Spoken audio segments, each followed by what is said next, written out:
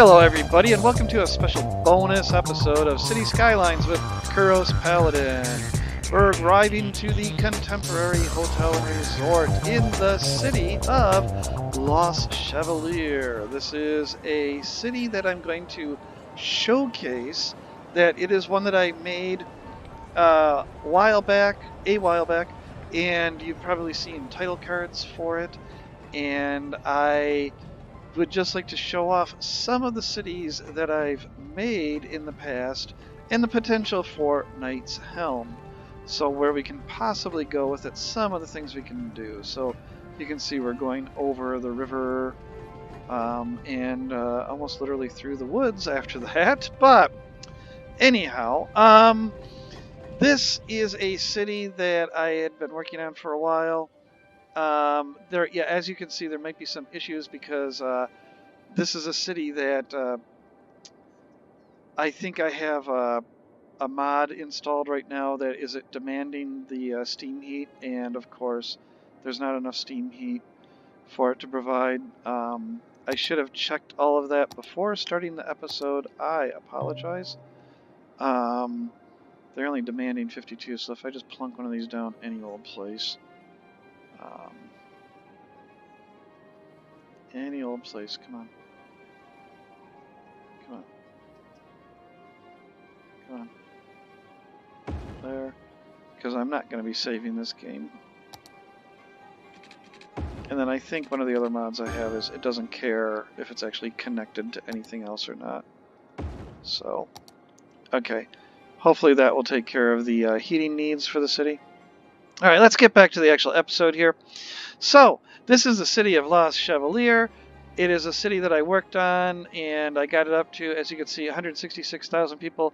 I am using unlimited funds, but I was always mindful of not being in the red when it comes to that. I just use unlimited funds because sometimes I just want to build. As you can see in Knight's Helm, it did slow down things a little bit. So, anyhow, let's get right into the city. You probably will see some landmarks that are very familiar because they are some of my favorites. One of them being the World Trade Center, which fits in beautifully here. In fact, it fits into just about any city really well. And it is kind of the ambassador to the city. You come in across the Mulberry Bridge here. If I remember correctly, that is the name of that road. Umber. Oh, Mulberry, that's another story. Okay. It is on Mulberry, and that's another story that I'll get to. But this is, the city started, I believe it was, yeah. I think it was 1, 2, 3, 4, right here. So in where Boomtown is, I think it started. This city was entirely built prior to park life. So this park here was laid out and designed prior to that, so that's why there's actual roads going through it. Because, of course, prior to park life, all the parks had to be on roads. So, but it works out fairly well, as you can see. And I just noticed a path that just goes to nowhere here. Huh, I'll go. But yeah, this little Central Park here, we'll just start right here. Central Park is appropriately named because it is pretty much right in the middle of the city. You've got Elizabeth Tower here, or, I mean, the person called it Big Ben Clock Tower, but the actual tower is Elizabeth Tower. Got a botanical garden, the St. Louis Arch here. Well, actually, they call it a I called it the Guardian Archway. The game called it a business park, but let's be honest, that's the St. Louis Arch. You got a couple of really large parks and some of the other ones around there. It's a beautiful little place to come to from the hectic heyday of the city. We have always, I usually pair these two buildings, the Toronto Dominion Brookfield Place Tower, along with the Penobscot building from Detroit. They tend to do really well side by side there. And then down here, the Shrine of the Sword, which is a tiny little church that was built way back in the, I think I said like the 1700s or something. And it just says, you are not trespassing on me. I don't care how tall you are, I'm staying here. So, we also have our massive train station that has, well, we can't see into it very well there, which is very busy, as you can see. Lots of Sims coming in and out of there. And you can see I also played with Anarchy and gave Sims direct access to the platforms using pathways. And they really seem to like that. They really like that, as you can see. It allows them to just get right to their platforms. I have no idea if it's impacting the cost of the station, you know, if they're actually paying to use the trains or not at that point, but really my more concern was just getting the Sims around as opposed to whether or not I'm making or losing money on it. As you can see, all 6 tracks just go right underground and they diverge into various places elsewhere. So yeah, I mentioned Mulberry Drive or Mulberry Boulevard earlier. Mulberry Avenue is very distinct because long ago, in the beginnings of the city, there was a train track that came into a train station that delivered all the goods to the city. That train station has since been removed, but the track has not. Mulberry Avenue hides, still to this day, a train line that goes right underneath, and instead of going over the river as it did at one point, it goes under, and then follows the alignment of whatever road this is, Umber Avenue. And that was just something that I did just to be kind of a, I don't know, different. And I also needed to get some freight traffic through the city. You can also see there's an underground interchange here. That underground interchange goes to, what was it that it goes to? I have to actually get a road, and then click, and then, let's see, I have to go somewhere that I can actually go down.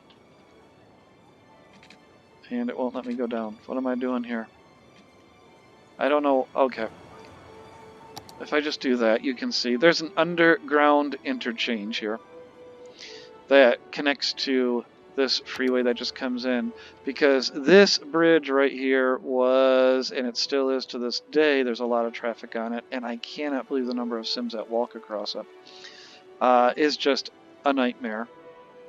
And I never did get around to actually fixing it. And look at that! What a surprise! Yep, I have another church in the roundabout. Apostle Paulus Church. And a similar thing, I had that story of this freeway was coming in, and the Sims petitioned, there's no way you're going to demolish this historic landmark just to put a freeway in. So that's why the freeway ends right there. We got the Empire State Building, the Chrysler Building, the Woolworth Building, these kind of Art Deco buildings. I really do like them, so they look really good next to each other. And of course, look at that, Cologne Cathedral, hello. Not a surprise that I've got that in this city as well. We also have LaSalle National Bank, so a lot of great assets that people have put up on the workshop. There's the Lake Point Towers from Chicago. This, I think, was a building that somebody designed for a contest in the city's skylines, and it's the Alienware Galaxy Tower. And I thought that would look kind of nice there next to the World Trade Center. So getting back to the city itself, we also have out here the Vatican City. Now I know it's not the entire thing, but I really did like this asset, and it is a very popular tourist destination. And I thought it would look really good way up on this hill here. I think I had this in one of my title cards for Knight's Helm. And citizens and visitors can get right to it if they want to, using this cable car straight from down here where you've got St. Patrick's. They can grab a cable car and go from St. Patrick's to St. Peter's. So that's really quick, or they can take the long way and take the nice long winding road that goes up. and I created a district here that I found where I just put these like older houses and such, so only those can grow there. Some ruins, and of course the Pantheon. But I thought that would be a nice, what's the word I'm looking for?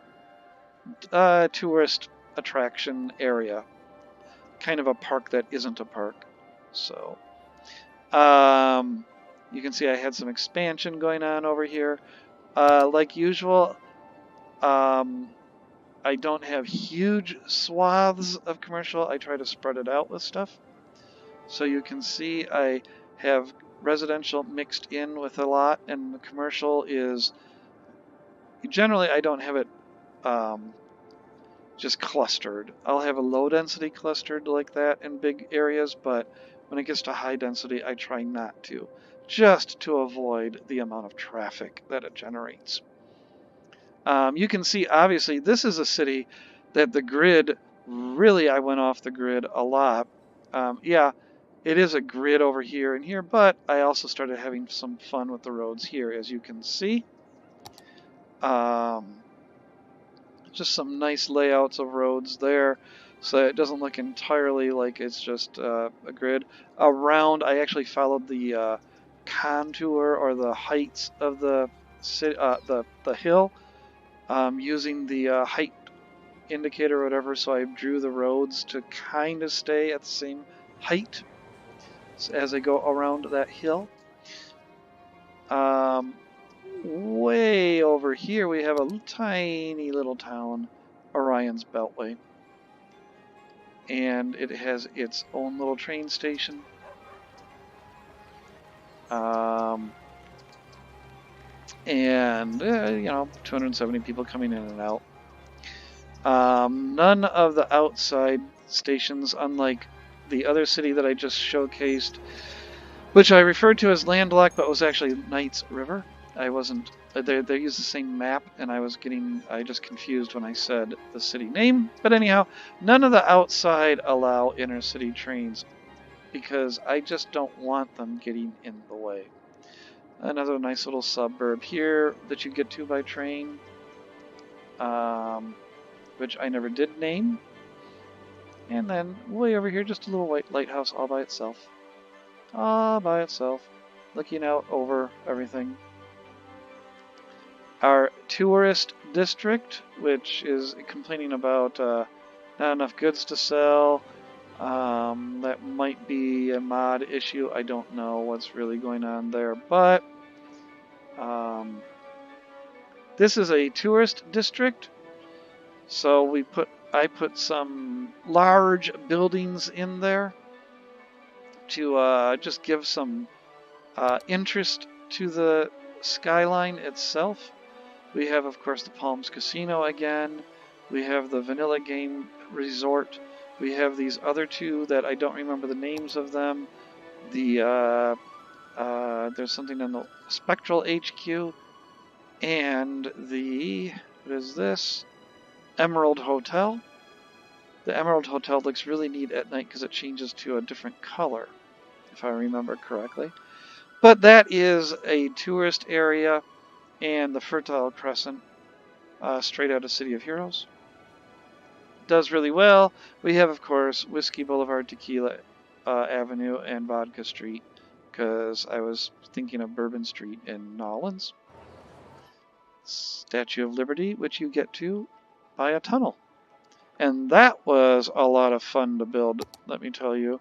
It was just really difficult to get this spiral. I don't remember why it was so difficult, but it really was. But I did get it to work, and I really like how it's just off on its own little island there.